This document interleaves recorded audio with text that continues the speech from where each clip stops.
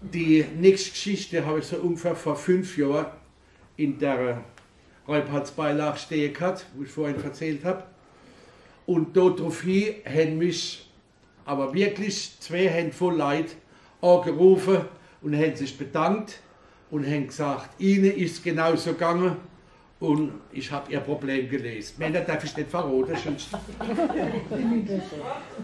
Ich hätte sie an die Wandpatsche hin, uns Saus fest zu versauen. Da war sie gestanden am Heiligen Abend, unser Weihnachtspyramid, echte erzgebirgische Handarbeit, beim Ausflug selber in der Werkstatt ausgesucht und hat keinen Muxer mehr gemacht. Wir haben sie extra auf den Tisch gestellt, weil es so schön beruhigend ist, wenn sie ganz gleichmäßig herunterzieht.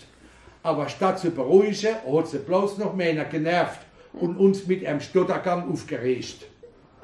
Schön sieht sie ja aus, da kann man nichts sagen, auch wenn es kein 2- oder 3-stöckiges Prunkstück ist, wie die, wo man als im Geschäfte oder auf der Weihnachtsmärkte zu sehen kriegt.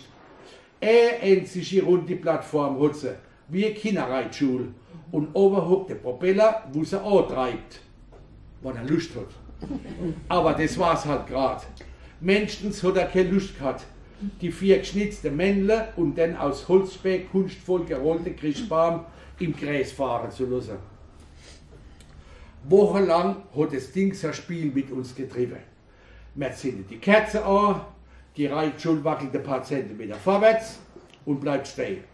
Kriegst eine Stupshalle, dass die Spitze unten wieder in die Mitte rutscht, aber spätestens noch 2 Runden halt sie schon wieder.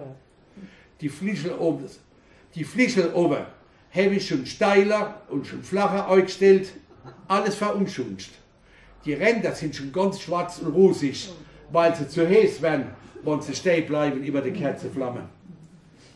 Wie ich dann aber gestern mal wieder die Spitze unten ausgerichtet habe, war an meiner Fingerkuppe scheint noch ein kleines Rechtel Butter dran hängen.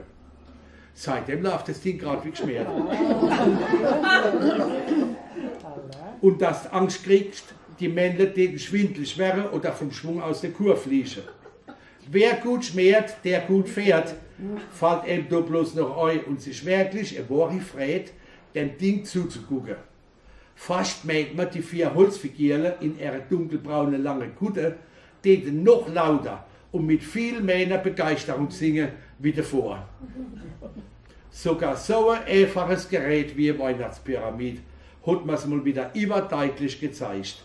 Mit einem winzig bisschen Fingerspitzengefühl und mit Einfühlungsvermögen erreicht man oftmals viel mehr wie mit Gewalt. Ja.